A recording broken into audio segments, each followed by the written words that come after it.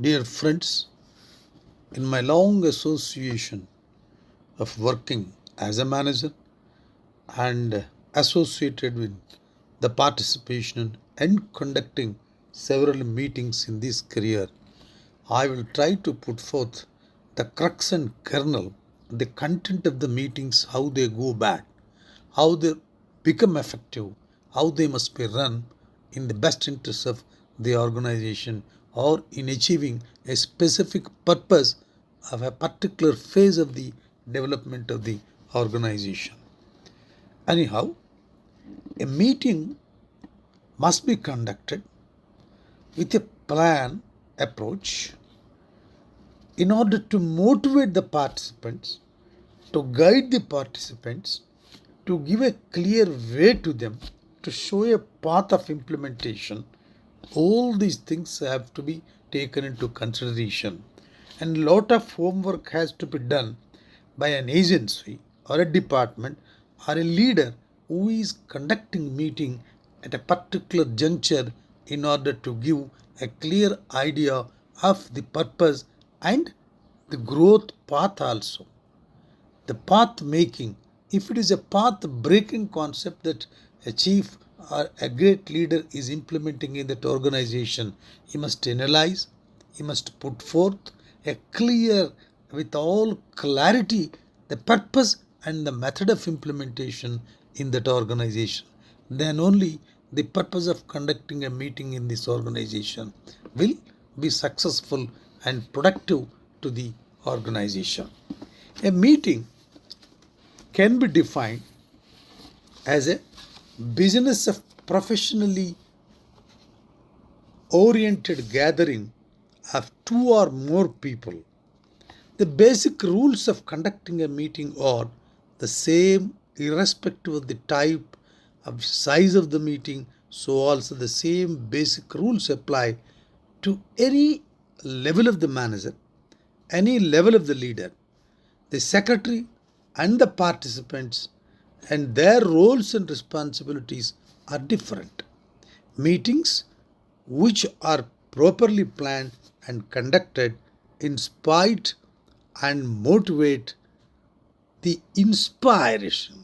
The inspiration part of it is life and soul of conducting meetings. The meeting must inspire the participant to achieve a higher level of performance in a very objective way, keeping all the basic principles of the management and the basic objectives of the organization laid out by the top management of a specific organization.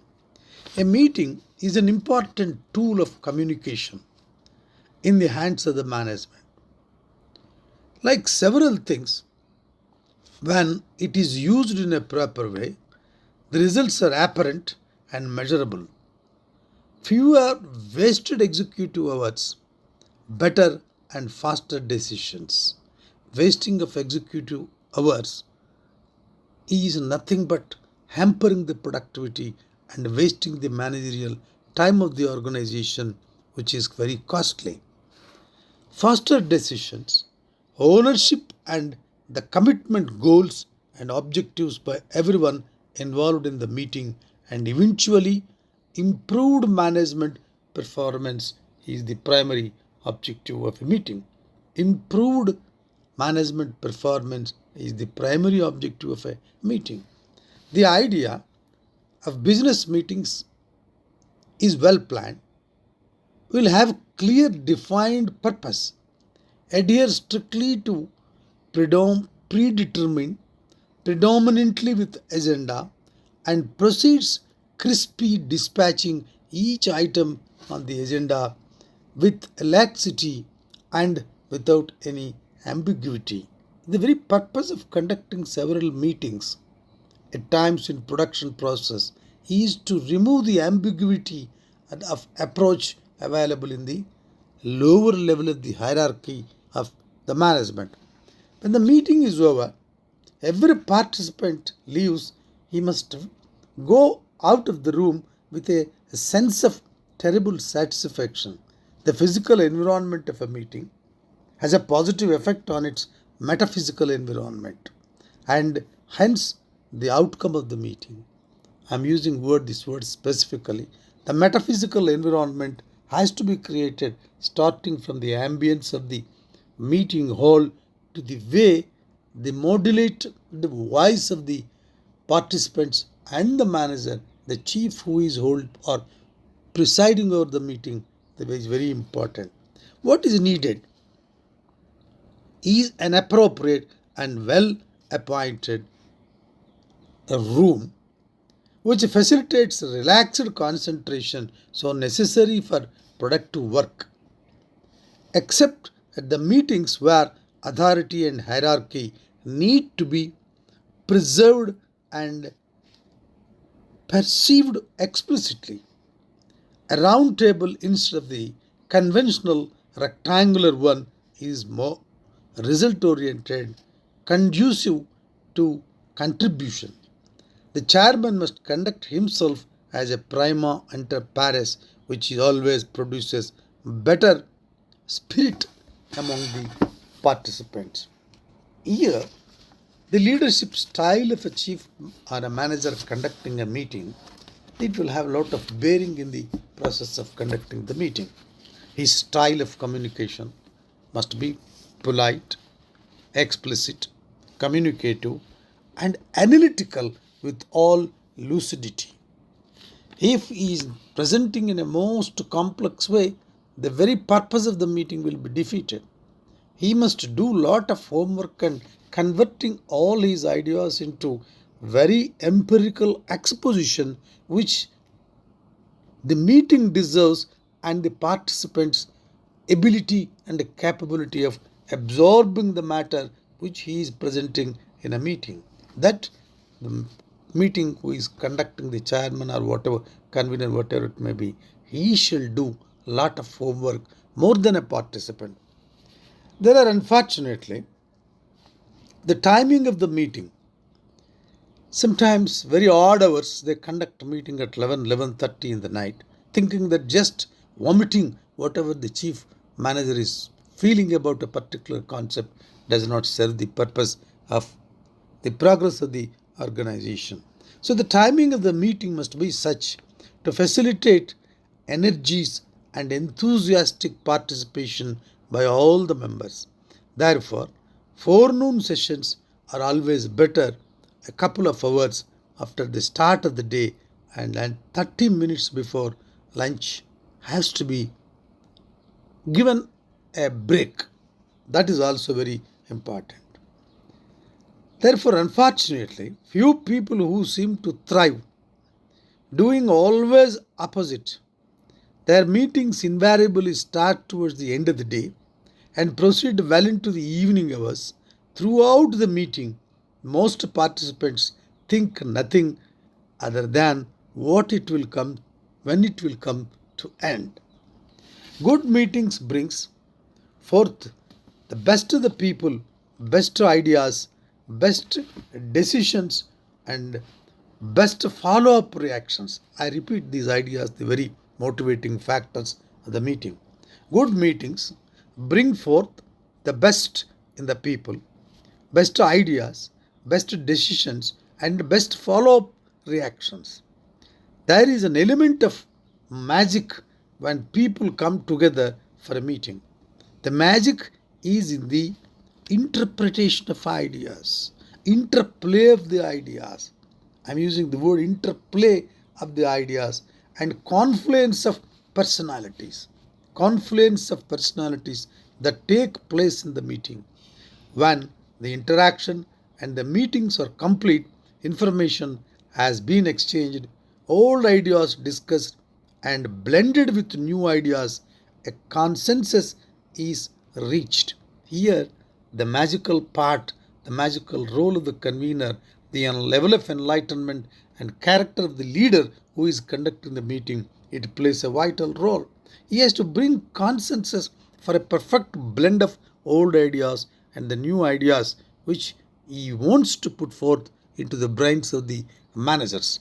A manager before leaving the meeting has to be convinced to what extent change is possible, to what extent change can bring laurels and productive level of enhancement to the organization. These two factors must pervade in the hearts of the managers who participate in the meetings. Peter Drucker, eminent manager expert, he spoke wonderfully about this in his book, The Effective Executive. We meet because people holding different jobs have to cooperate to get a specific task done. We meet because the knowledge and the experience needed in a specific situation are not available in one head. This is what we have to take into consideration with all seriousness. One head cannot solve every problem of the organization. That's why the assembling the many heads with who are heading different departments. But we have to consider the piece together out of the knowledge and experience of several people. It has to be integrated. The knowledge and experience and different perspectives which will be communicated, which will be discussed, which will be debated. The soul of a meeting is allowing the people to debate. If it is a uni-level communication or very uni-oriented communication by a convener of the meeting or a chairman of the meeting, no meaning in it. Allow debate, allow discussion, allow different approaches, blend them into a formula. The level of the blending capacity depends on the experience and the enlightenment and the character of the manager who is presiding over the meeting. Technology has speeded up the flow of information very well, and the quantum of ideas available has burdened the managers have access to more information now than ever did in the process of the running an organization. And they must form a stable thinking and will handle a benefit from such enormous data. No meaning in bringing books and enormous data a meeting. The crux of the data must be analyzed before presenting it in the meeting. The data analytics must give a clear idea of what has happened in the form of data in an organization till they conduct a meeting. This is where the technology has to be helped. This has made meetings more significant and crucial. They are good source of generating ideas, and meeting place will become an avenue of intellectual environment, intellectual reprisal, intellectual debate as far as the agenda is concerned, which is useful to the organization in a particular phase to implement new ideas. The business meeting is a living, dynamic, yet fragile entity with personality of its own. This personality is known by different names such as mood, tone, climate, and other things. But regular meeting goers will recognize it, not matter what name it applied. The manager, when convenes the meeting, controls the personality of the meeting. This is what the leadership, the craft of the leadership, the art of the leadership, and the enlightenment level of a leadership. I repeat the sentence. The manager who convenes the meetings controls the personality of the meeting. He shall have that stature, he shall have that knowledge, he shall have that communicative capacity in controlling the personality of the participants and dive deep the new idea for translating into action. He has the onus to create the positive and participative atmosphere in the meeting. Every meeting, from the smallest to the largest, needs management of leadership. Meeting management is a skill which can be required. There is no mysticism in conducting meetings. It is inherent talent and an inborn silver tongue required for this.